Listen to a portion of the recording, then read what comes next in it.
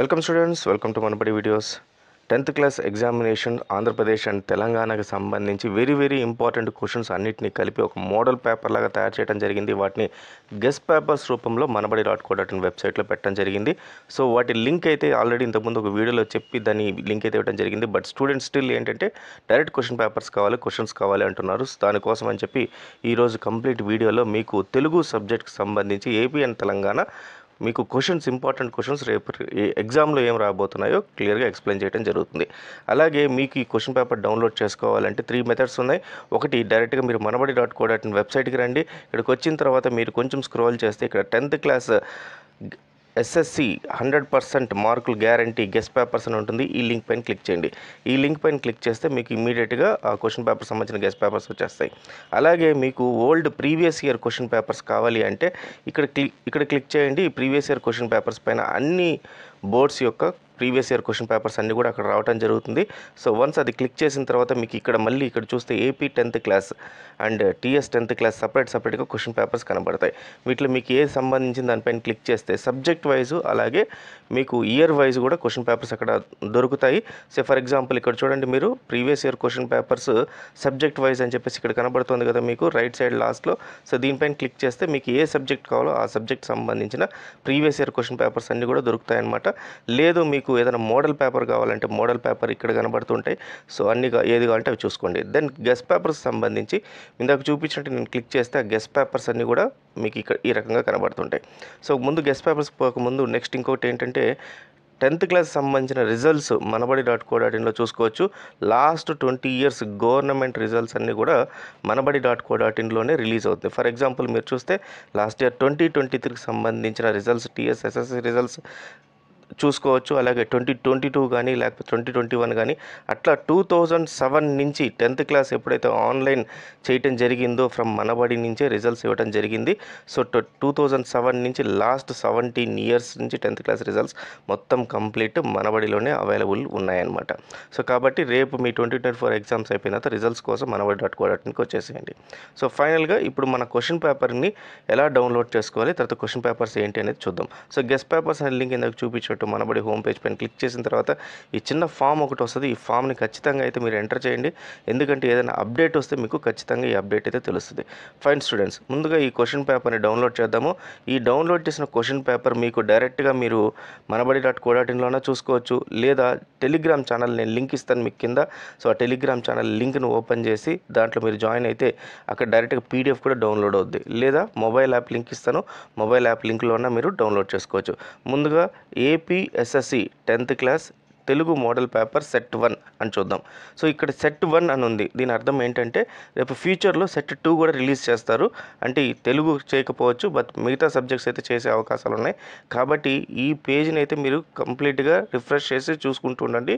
లేదా మన టెలిగ్రామ్ ఛానల్లో కానీ జాయిన్ అయితే, లేదా మొబైల్ యాప్ కానీ డౌన్లోడ్ చేసుకుంటే మీకు సెట్ 1 సెట్ 2 సంబంధించిన అప్డేట్స్ అయితే వస్తాయి. సో ముందుగా తెలుగు సెట్ 1 చూద్దాము. సో తెలుగు సెట్ 1 పైన సో ఇవి క్వశ్చన్స్ అండి తెలుగు సెట్ 1. సో తెలుగు మొత్తం పేపర్ ప్యాటర్న్ ఎలా ఉంటుంది అనేది క్లియర్గా ఇవ్వడం జరిగింది. సో విద్యార్థులకు ప్రశ్నాపత్రం చదువుకోవడానికి 15 నిమిషాల సమయం ఇవ్వాలి. అలాగే విద్యార్థి భాగం ఏ పార్ట్ సంబంధించిన జవాబులు నిర్దేశించిన సమాధాన పత్రంలో రాయాలి. విభాగం పార్ట్ బికి సంబంధించి జవాబులు అదే ప్రశ్నాపత్రంలో రాసి విభాగం పార్ట్ సి సమాధాన పత్రానికి జత చేసి ఇవ్వవలను. సో పార్ట్ ఏ మీకు, పార్ట్ బి, పార్ట్ సి అని చెప్పి మొత్తం మూడు విభాగాలు ఉంటాయి. సో పార్ట్ ఏ మీకు ఏదైతే నిర్దేశిస్తారో ప్రశ్నాపత్రం మీకు జవాబు పత్రము, ఆ జవాబు పత్రంలో పార్ట్ ఏ మొత్తం కంప్లీట్గా రాయాలి. అలాగే part B and part C కూడా కంప్లీట్గా రాయాల్సి అని చెప్పేసి క్లియర్గా అక్కడ ఇన్స్ట్రక్షన్స్ ఇవ్వడం జరిగింది. అలాగే ఆ పార్ట్ ఏ సమాధాన పత్రాలు రాసినట్లయితే మార్కులు ఇవ్వబడుతుంది. విభాగం పార్ట్ బికి సంబంధించిన జవాబులు పార్ట్ ఏ సమాధాన పత్రంలో రాసినట్లయితే మార్కులు ఇవ్వబడవు. సో కాబట్టి మీరు ఒక్కసారి ఇది కూడా చెక్ చేసుకోండి. Part A, part B, part C అని చెప్పి సపరేట్ సెక్షన్స్ ఇవ్వడం జరిగింది. ఈ సెక్షన్స్ ప్రకారం పార్ట్ ఏలో ఉండేవి పార్ట్ ఏలోనే రాయాలి, పార్ట్ బి, పార్ట్ సి ఉండేటివి దాన్ని సపరేట్గా రాయాల్సి ఉంటుంది. సో దాన్ని తీసుకొచ్చి దీంట్లో రాసినా, దీన్ని తీసుకొచ్చి దాంట్లో రాసినా మీకు ప్రాబ్లం ఉంటుంది.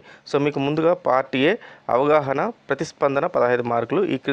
ఈ పద్యాలలో ఒక పద్యం ప్రతిపదార్థం రాయండి అని చెప్పేసి ఒక పద్యం ఇవ్వడం జరిగింది. దీంట్లో 2 పద్యాలు ఇస్తారు. సో ఈ 2 పద్యాలకు సంబంధించిన ప్రతిపదార్థం రాయాల్సి ఉంటుంది. సో ఈ ప్రతిపదార్థం రాసిన దానికి గాను మీకు 8 మార్క్స్, అంటే రెండిట్లో ఏదైనా ఒకటి రాస్తారు కాబట్టి ఒకదానికి 8 మార్క్స్ అయితే ఇవ్వడం జరుగుతుంది. సో మీరు ఖచ్చితంగా ఈ పద్యాలు ఏవైతే ఉన్నాయో ఒక 6 నుంచి 7 పద్యాలు మీరు తరోగా ఉండాలి. వాటి ప్రతిపదార్థాలు తరోగా ఉండాలి. తరోగా ఉండగలిగితే ఈ వీటిలో ఏ పద్యం ఇచ్చినా కూడా మీరు రాసే దీంట్లో ఉంటారు. సో 8 మార్క్స్ అయితే ఎక్కడికి పోవు. దెన్ క్రింది వాక్యాల్లో ఒక దాన్ని పాదభాగం లేకుండా పూరించండి, భావాన్ని రాయండి. సో దీనికి మీకు కింద వాటిల్లో ఏదైతే ఉందో వీటిలో ఈ ఖాళీలు ఏవైతే ఇచ్చారో వాటిది పూర్తిగా పూరించాల్సి ఉంటుంది. సో మీరు చదువుకున్న 6 to 8 ఏవైతే చెప్పానో ఇందాక, ఆ పద్యాలు ఏవైతే చదువుకున్నారో వాటిని మీకు కానీ తరోగా వస్తే దీన్ని కూడా పూరించగలుగుతారు. సో దీన్ని కూడా మిస్ చేసుకోకండి, చాలా ఈజీ. 2 అయితే మాత్రం, సో పద్యాలు అయితే మాత్రం ఒక 6 to 8, 4 to 6 కానీ 6 to 8 కానీ మీరు తరోగా ఉంటే మాత్రం చాలా ఈ పద్యాలు అయితే ఈజీగా రాసేయచ్చు. తర్వాత ఈ క్రింద అవరచ గద్యాన్ని చదివి ఇచ్చిన ప్రశ్నలకు జవాబులు రాయండి. సో ఇది ఒక పారాగ్రాఫ్ రైటింగ్ అండి. సో ఇక్కడ పైన మీకు పారాగ్రాఫ్ ఇస్తారు, వాటికి సంబంధించిన క్వశ్చన్ ఆన్సర్స్ అయితే మీరు కింద రాయాలి. సో పారాగ్రాఫ్ రైటింగ్లో మీరు చూడండి, ఇన్ కేస్ ఒకవేళ మీకు పారాగ్రాఫ్ రైటింగ్లో రానప్పుడు మీకు ఇన్ కేస్ ఈ పారాగ్రాఫ్ రైటింగ్లో క్వశ్చన్స్ మీకు అర్థం కాలేదన్నప్పుడు దానికి సంబంధించిన పదం ఆ లైన్లో ఎక్కడైనా కనబడితే ఆ లైన్ ఫుల్ స్టాప్ దగ్గర నుంచి నెక్స్ట్ ఫుల్ స్టాప్ దాకా రాసేసేయండి. ఫర్ ఎగ్జాంపుల్, చిత్రగీతానికి ఏమిటి ఎక్కువ అని చెప్పి అన్నారు. సో ఒకసారి మీరు మొత్తం చదవండి. దీంట్లో మీకు దానికి సంబంధించింది ఏమిటి ఎక్కువ తక్కువ అనేది మీకు కనబడితే ఇక్కడ చూడండి, మా చిత్రగ్రీవానికి ఆకలి ఎక్కువ అనేది ఫస్ట్ లైన్లోనే. సో అది రాసేస్తే సరిపోద్ది, ఫుల్ స్టాప్ నుంచి ఫుల్ స్టాప్ దాకా. సో లేదా మీరు మొత్తం ఒకసారి పద్యం చదివితే మీకు ఆన్సర్స్ వస్తాయి కాబట్టి అవి రాసినా సరిపోద్ది. తర్వాత ఈ క్రింది పరిచిత కవిత చదివి ప్రశ్నలు సమాధానాలు రాయండి. సో దీని గురించి సంబంధించిన కవిత ఇచ్చారు, దానికి సంబంధించిన ఆన్సర్లు రాయాల్సి ఉంటుంది. 4 ఆన్సర్స్ రాయాల్సి ఉంటుంది. ఒక్కొక్క దానికి 2 మార్క్స్ ఉంటాయి. సో టోటల్గా అయితే మీకు 8 మార్క్స్ అయితే దీని నుంచి రావడం జరుగుతుంది. తర్వాత వ్యక్తీకరణ రాయాల్సి ఉంటుంది. వ్యాసం ప్రక్రియ వివరించండి. జానపదాలు జాబు నేపథ్యం వివరించండి. అలాగే చిన్నయ్య సూరి కవి గురించి కొన్ని మాటలు రాయండి. చిత్రగ్రీవం గురించి సంక్షిప్తంగా రాయండి. సో మీరు లెసన్స్లో ఖచ్చితంగా కొన్ని లెసన్స్ అయితే మీరు పూర్తిగా చదువుకోవాల్సి ఉంటుంది. తెలుగులో చదువుకోగలిగితేనే వీటి నుంచి వస్తాయి మీకు. సో ఈ 4 ఖచ్చితంగా మీకైతే 3 అయితే ఖచ్చితంగా రేపు క్వశ్చన్ పేపర్లో వస్తుంది. కాబట్టి ఈ 4 మీరు చదువుకోండి, ఈ క్వశ్చన్ పేపర్స్ని. లేదా ఒంటరిగా ఉన్నప్పుడు పుస్తకాలే మన నేస్తాలనే వాక్యంతో మీరు ఏకీభవిస్తారా, ఎందుకు? సో ఇట్లాంటివి ఇస్తూ ఉంటారు. సో ఇట్లాంటివి వచ్చేటప్పుడు ఎప్పుడు కూడా పాజిటివ్ వేలోనే రాయాలి. అవును, నేను ఏకీభవిస్తాను ఎందుకంటే అని చెప్పేసి రాయాల్సి ఉంటుంది. ఎక్కడ కూడా నెగిటివ్గా రాయకూడదు, అంటే నేను ఏకీభవించను అని రాయకూడదు. ఎందుకంటే పాజిటివ్ వేలోనే మీకు దాంట్లో ఎక్కువ పాయింట్స్ ఉంటాయి కాబట్టి పాజిటివ్ వేలోనే రాయండి. తర్వాత ఈ క్రింది ప్రశ్నలకు 10 లేక 12 వాక్యాల సమాధానాలు రాయండి అని చెప్పి మనకు వాక్యాలు ఏవైతే ఇచ్చారో వాటికి సమాధానాలు రాయమన్నారు. మొత్తం 3 క్వశ్చన్లు ఉంటాయి. ఒక్కొక్క దానికి 8 మార్క్స్ అయితే ఇవ్వడం జరిగింది మనకు. సో ఒక్కొక్క క్వశ్చన్ని మీరు చూసుకోండి. శివాజీ వ్యక్తిత్వాన్ని మీ మాటల్లో సవివరంగా వ్రాయండి. లేదా మాణిక్య వీణ కవితా సారాంశాన్ని సొంత మాటల్లో వ్రాయండి. పల్లెటూళ్ళ ప్రశాంత జీవితాన్ని సౌఖ్యానికి పుట్టిల్లు, దీన్ని సమర్థిస్తూ సమాధానం రాయండి. ఇక్కడ నేను లేదా అనేది మనకు చాయిస్ లాగా ఇవ్వటం జరిగింది, కానీ మీరు అన్నీ చదువుకోండి. వీటిలోంచి ఖచ్చితంగా మీకు 4 క్వశ్చన్లు అయితే దిగిపోతాయి.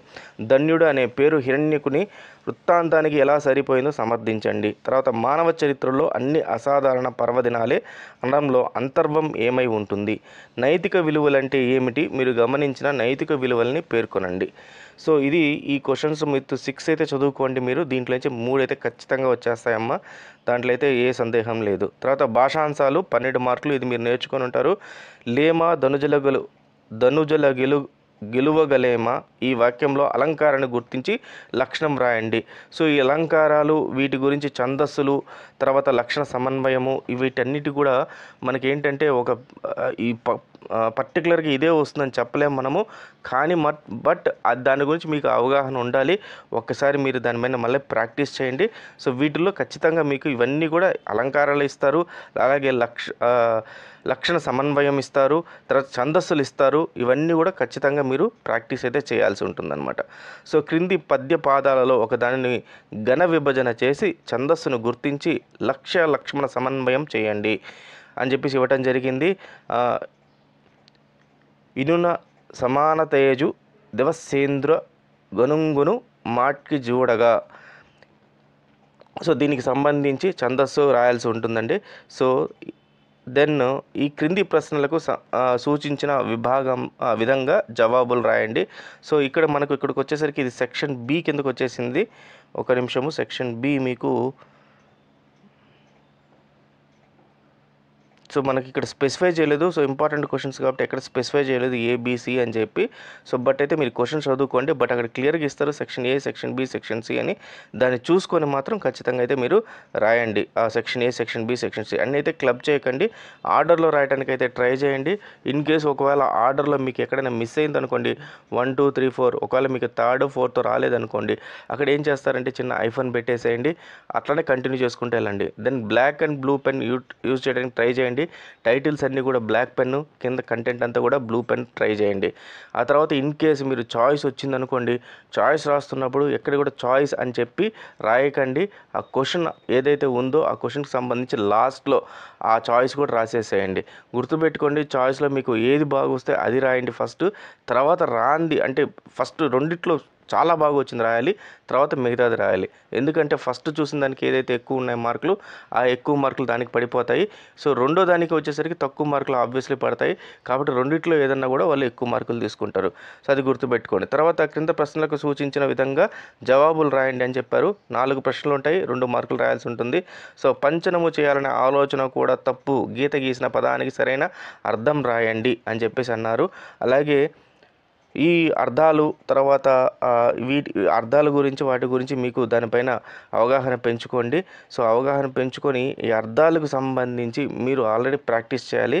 సో ఇక్కడ మనం చెప్పింది ఏదైతే ఉందో క్వశ్చన్ పేపరు, ఈ క్వశ్చన్ పేపర్లో గ్రామర్ పార్ట్ వరకు మనం యాజ్ ఇట్ ఈజ్గా మనం వస్తుంది అని చెప్పలేము. ఎందుకంటే ఈ లైన్ మారుతుంది, కానీ అక్కడ అర్థాలు రాయండి లేకపోతే దీని అలంకరణ రాయండి అనేది మాత్రం క్లియర్గా ఇవ్వడం జరుగుతుంది ఆ క్వశ్చన్లో. కాబట్టి దాని తగ్గట్టుగా మీరు ప్రిపేర్ అయితే అవ్వండి.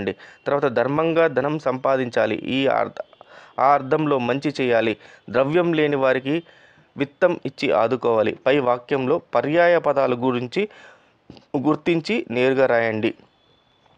అలాగే శాస్త్రము అనుసరించి సిద్ధాంతము ప్రకారము ఔషధము తయారు చేయడం ఒక తంతు, గీత గీసిన పదాలకు సరైన నానార్థ పదమును రాయండి అని చెప్పేసి నానార్థ పదాలండి. సో ఇవి గ్రామర్కి సంబంధించి మనకు. అలాగే అజ్ఞానము నుండి అధికారమును తొలగించువాడు గీత గీసిన పదానికి తగిన వ్యుత్పత్తిని రాయండి. దీనికి సంబంధించిన ఉత్పత్తిని రాయాల్సి ఉంటుంది. అలాగే ఎవరిని దేనికి భిక్షం అడగకూడదు, గీత గీసిన పదానికి వికృతి పదాన్ని రాయండి.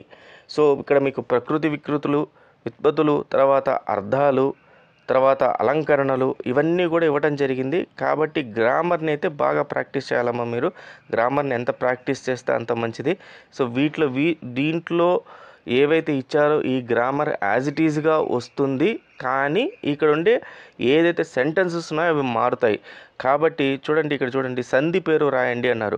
సో మీకు ఖచ్చితంగా 31, 31, 32లో ఎక్కడైనా సరే సంధి పేరు రాయండి అని అయితే అడుగుతారు, కానీ లైన్ అయితే మాత్రం మారుతుంది. ఇప్పుడు ఫర్ ఎగ్జాంపుల్ కాలమంతా ఒకే తీరుగా ఉండదు, గీత గీసిన పదానికి సంధి పేరు రాయండి అన్నారు. సో కాలమంతా ఒకే తీరుగా ఉండదు అనే ఈ పదం ఏదైతే ఉందో ఈ కాలమంతా బదులు అక్కడ వేరే రకంగా ఇస్తారు. సో దానికి సంబంధించిన సంధి రాయండి అంటారు. సార్ మీరు కాలమంతా ఇదే ఇస్తామన్నారు కదా, మరి అక్కడ ఇవ్వలేదని అడగచ్చు మీరు.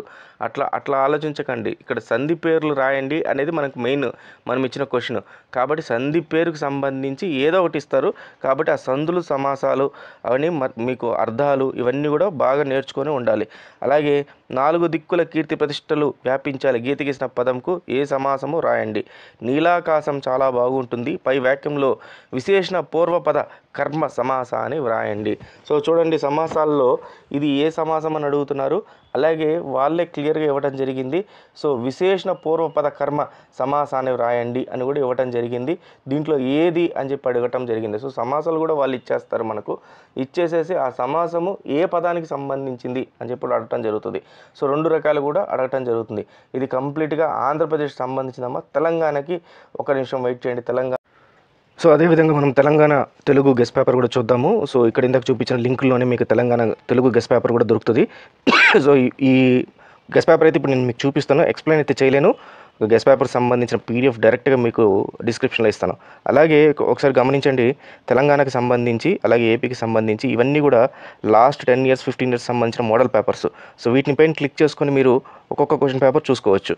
అలాగే 10th క్లాస్కి సంబంధించి ప్రీవియస్ ఇయర్ క్వశ్చన్ పేపర్స్ ఇందాక చూపించాను కదా, ఎలా డౌన్లోడ్ చేసుకొని ప్రీవియస్ ఇయర్ క్వశ్చన్ పేపర్స్ చూసుకుంటే 2009 నుంచి 2024 దాకా 2023-2024 దాకా అన్ని క్వశ్చన్ పేపర్స్ మీకు అందుబాటులో ఉంటాయి. ఫ్రీ ఆఫ్ కాస్ట్లో previous year question papers download చేసుకోవచ్చు. ఏం లేదమ్మా, ఒక 5 years మీరు క్వశ్చన్ పేపర్స్ తీసుకొని అవి ప్రాక్టీస్ చేస్తే చాలు. తెలుగు మండే రోజు ఏదైతే ఎగ్జామ్ ఉందో 18th, సో ఆ రోజు సేమ్ ఇవే క్వశ్చన్స్ దిగిపోతాయి, ఇంక వేరే కూడా అవసరం లేదు. సో ముందుగా అయితే ఇప్పుడు మనం తెలంగాణ ఒకసారి క్వశ్చన్ పేపర్ చూద్దాము.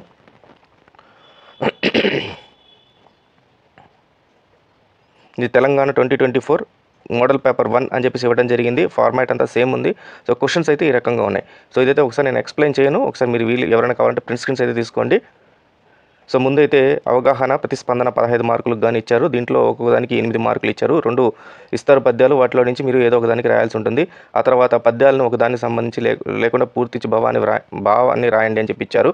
సో వాటిలో మీరు రెండిట్లో ఏదో ఒక దాంట్లో పూర్తి పద్యము దాని భావము రాయాల్సి ఉంటుంది. తర్వాత ఈ క్రింది అపరిచిత గద్యాన్ని చదివి ఇచ్చిన ప్రశ్నలకు జవాబులు రాయండి అన్నారు. సో సేమ్ పారాగ్రాఫ్ క్వశ్చన్స్ ఇవన్నీ ఉంటాయి. తర్వాత మీకు క్రింది పరిచిత కవిత చదివి ప్రశ్నలు సమాధానం రాయండి అన్నారు. సో ప్రశ్నలు రాయాల్సి ఉంటుంది.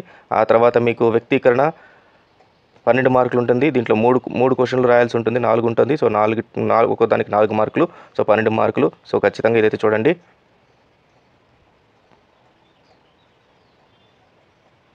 సో ఈ క్వశ్చన్ పేపర్ మీకు డైరెక్ట్గా నేను పీడిఎఫ్లో ఇస్తాను కాబట్టి, లింక్ ఇస్తాను కాబట్టి డైరెక్ట్గా డౌన్లోడ్ చేసేసుకోండి అమ్మ. టోటల్ క్వశ్చన్ పేపర్ ఏం ప్రాబ్లం ఉండదు. అలాగే టెలిగ్రామ్ ఛానల్లో కూడా నేను ఇస్తాను. సో టెలిగ్రామ్ ఛానల్లో జాయిన్ అయిపోండి. So all the best students, thank you very much.